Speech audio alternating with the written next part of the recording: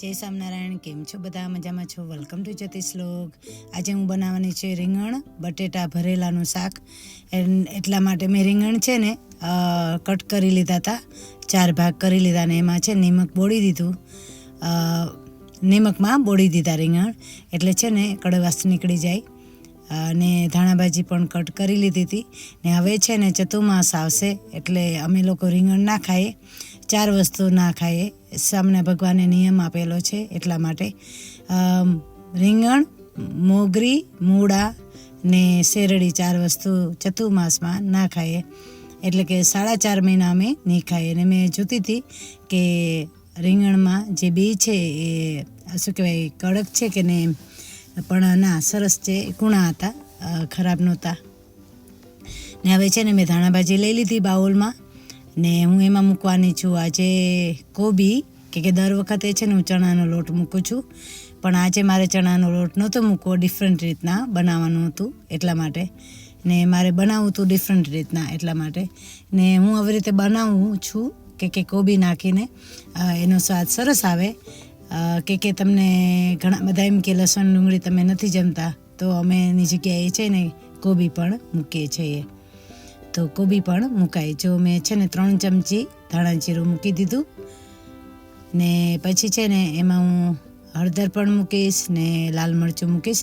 આજે છે ને હું ગ્રીન મરચું નથી મૂકતી કે આજે છે ને દેશી રીતે બનાવું છું ને એટલા માટે. 1.5 લઈ લીધું ને પછી છે ને મને લાગતું હતું ઓછું, તો પણ મેં ઉપરથી શું કહેવાય ચટણી મેં મૂકી હતી. ને અડધી ટીસ્પૂન મેં હળદર લઈ લીધી ને 1.5 નીલી 2 જ કહેવાય ટીસ્પૂન મેં આપણે શું કહેવાય માંડવીનો ભૂકો લઈ લીધો, એટલે કે જુગુનો ભૂકો લઈ લીધો. ને શું કહેવાય ટેબલ સ્પૂનની 4th ને જરાક એમાં છે ને મેં ગરમ મસાલો એડ કરી દીધો હતો. ને હવે છે ને હું એમાં મૂકીશ 2 ટેબલ સ્પૂન ઓઇલ. એટલે તમને એવું લાગે ને કે એમાં શું કોરું છે મસાલો, તો તમારે વધારે મૂકવાનો તેલ. તમે મૂકી શકો છો વધારે તેલ. તો જો મેં આવી રીતે કરી લીધું હતું. ને નિમક પણ મૂકવાની છું. એટલે કોઈ એમ ના કે નિમક નથી મૂક્યું, મિક્સ કરીને પછી નિમક મૂકવાની હતી કે મને ખબર નહોતી પડતી કે એમાં કેટલું નિમક જશે. કે આજે છે ને શું કહેવાય કોબી મૂકી છે ને એટલે તો હું માપ કરતી હતી. ને એમાં છે ને આદું મૂકી દીધું, 1.5 ટીસ્પૂન આદું મૂકી દીધું. ને આદું તમે મૂકો ને વધારે તો રીંગણના શાકમાં અથવા આપણે શું કહેવાય ભરેલા શાકમાં, આપણે કારેલા શાકમાં કે તો ભરો ને તો એમાં આદું વધારે મૂકવાનું, એનો સ્વાદ મસ્ત આવે. ને મને છે ને થોડું તીખું જોતું હતું શાક, એટલા માટે મેં છે ને લાલ મરચું પણ એમાં એડ કરી દીધું.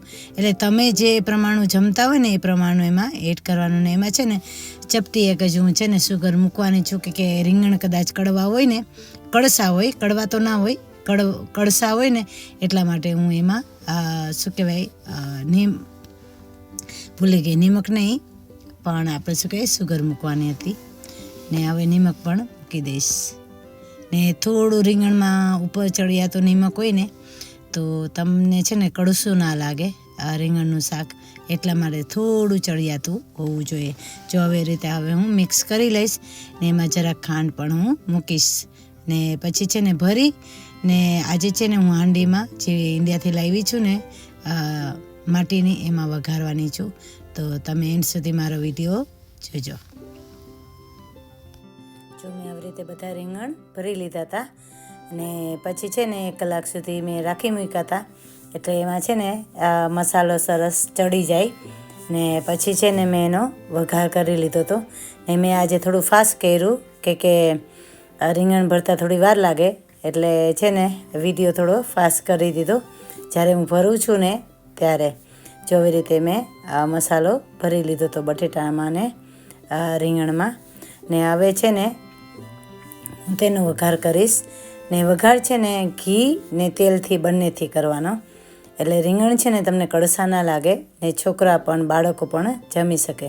જો મેં અડધી એટલે કે 1/2 ટેબલ સ્પૂન મેં ઘી લઈ લીધું હતું ને મેં આજે તેલ મૂક્યું હતું એમાં, કેમ કે કોરું મોરું કરવાનું હતું ને રીંગણનું શાક એટલા માટે. ને હાંડીમાં છે ને આજે મેં શાક વઘાર્યું, એટલા માટે મેં 3 પાવરા એમાં મૂક્યા. એવું નહીં કે હાંડીમાં એટલા માટે કે રીંગણના શાકમાં તેલ જોઈએ.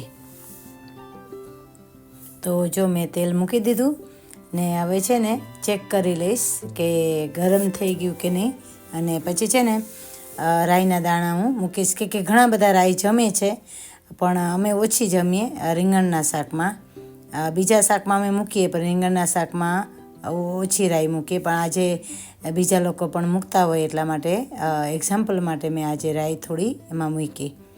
ને જો આવી રીતે ફૂટી જાય ને પછી તમારે છે ને રાઈ મૂકી દેવાની, જીરું મૂકી દેવાનું, લાલ મરચાં મૂકી દેવાના. જો હું આવી રીતે બધું મૂકું છું.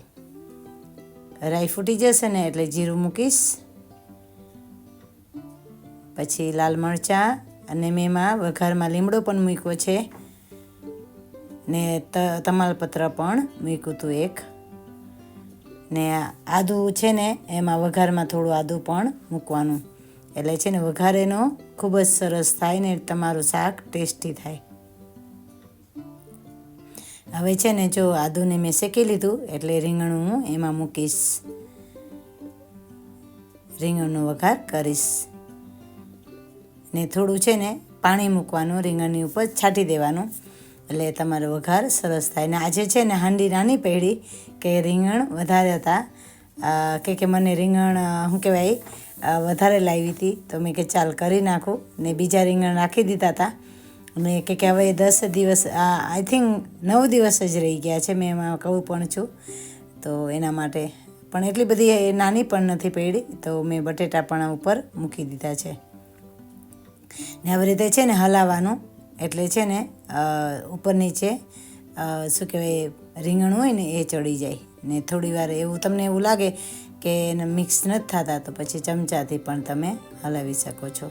ને હલાવી ને પછી છે ને મેં 1 થી 2 મિનિટ ઢાંકી દીધું હતું. ને ઢાંકીને ફરીથી જો આવી રીતે મેં ઢાંકી દીધું હતું ને ઢાંકીને 1-2 મિનિટ રહેવા દીધું.